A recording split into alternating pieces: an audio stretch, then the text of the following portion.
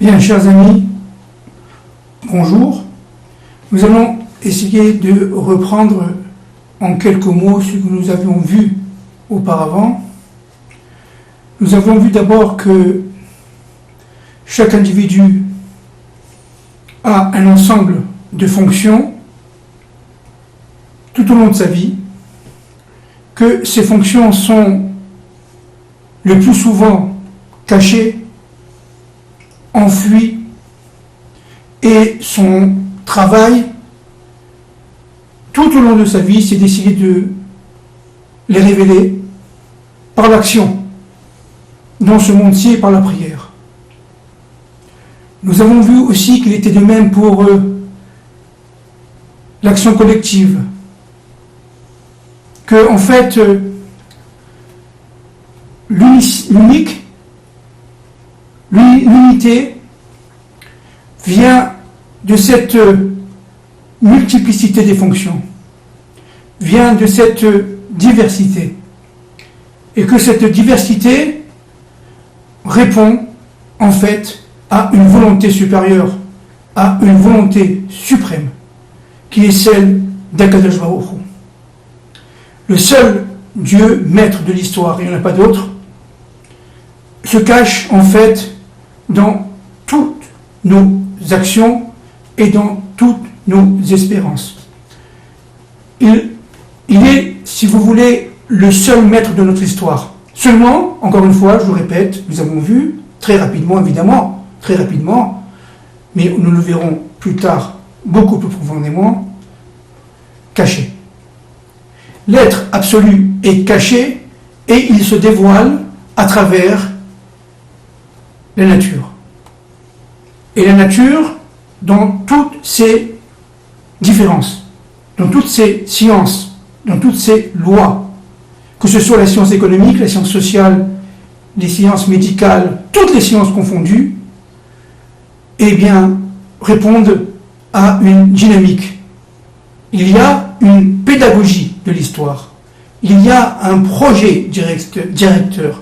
Et ce projet directeur, cette pédagogie de l'histoire, répond à une volonté qui a été révélée à Bereshit, au premier homme, et qui sera révélée progressivement au cours du temps, jusqu'à arriver en pleine lumière à la fin des temps de l'histoire, comme nous avons dit, c'est-à-dire au Mashiach ben David.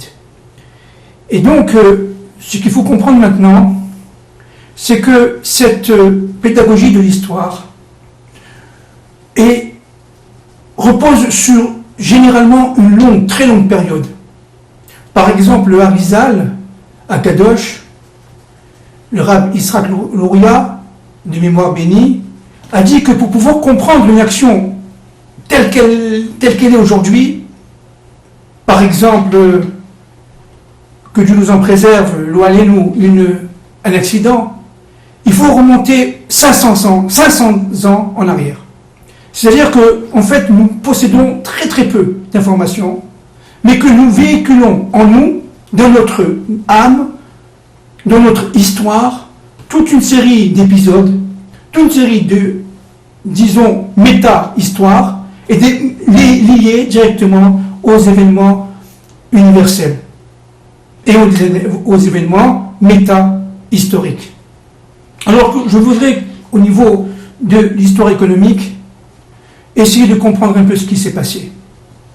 Bien entendu, en quelques secondes, la révolution industrielle est arrivée à un moment où, évidemment, la volonté divine se manifestait. Dieu voulait que ce soit l'Angleterre, Dieu voulait que ce soit à la fin du XVIIIe siècle, au début du XIXe siècle en Europe, pour pouvoir porter un message. Ce message, si vous voulez, il est ambivalent. Il y a le côté, si je peux me permettre, disons, masculin, il y a le côté, si je peux me permettre, entre guillemets, féminin.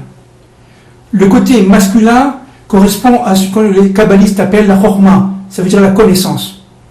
La connaissance qui vient chez l'homme d'une manière totale, souvent brutale, mais qui répond à tout un mécanisme intérieur de maturation, de pensée. C'est ce que les philosophes appellent l'illumination subite. Et face à ça, d'un autre côté, nous avons le côté féminin, c'est-à-dire le côté intuitif, le côté réalisation. La femme, c'est le discernement. L'homme, c'est la réception, et l'homme et la femme, c'est recevoir et discerner. C'est-à-dire qu'en fin de compte, nous devons avoir, dans toute l'histoire économique, toute l'histoire sociale, dans toutes les histoires, vous avez le côté caché, profond, qui vient généralement du côté féminin, du côté masculin, excusez-moi, et le côté réalisation, le côté malchout, comme disaient les kabbalistes, qui vient du côté féminin. C'est pour ça que la réalisation est féminine. Elle vient de l'être que les kabbalistes appellent Ima. Tandis que les fondements même, le Yesod, vient de l'être qu'on appelle masculin, c'est Abba. Et donc, pour qu'il y ait le fils, pour qu'il y ait le ben, il faut qu'il y ait l'union de ces deux, entre guillemets, de ces deux contraires. On va prendre un exemple historique très simple, très très simple. C'est le libéralisme qui a porté dans la réalisation la révolution industrielle. Et cela jusqu'à nos jours. Et donc, cette pensée libérale, c'est-à-dire la suprématie des marchés, c'est-à-dire la libre concurrence pure et parfaite, c'est-à-dire la liberté d'entreprendre, c'est-à-dire la non-intervention de l'État dans la vie économique, bref, tout ce qu'on apprend, c'est-à-dire que le prix est un prix d'équilibre, etc., etc. Tout ça répond à une pensée. Cette pensée est féminine, elle est venue de l'école classique anglaise. À l'époque, c'est-à-dire aux environs de la fin du XVIIIe siècle, notamment avec quelqu'un comme Adam Smith, qui, dans son livre « La richesse des nations », en 1776, a posé les jalons très profonds du libéralisme économique. Et alors, ce qui est extraordinaire, c'est que après cela, il y a eu la phase de la réalisation. Et cette phase de la réalisation, qui est par définition, donc on vient de dire, féminine, eh bien, a abouti à toutes sortes de débordements, à toutes sortes de non-contrôle. Et ces débordements ont fait, on le verra tout à l'heure, ont fait énormément de mal. Pourquoi ? Parce qu'en fin de compte, il n'y a pas eu union entre le côté masculin, le côté chorma, et le côté féminin, le côté, comme disent les kabbalistes, bina. Et cette non-union a provoqué des débordements, des extrêmes, des excès dans tous les sens. Et donc, la première réaction, si vous voulez, ça a été la réaction ce que les marxistes ont appelé les socialistes utopiques. Et je vous donnerai un certain nombre d'exemples tout à l'heure.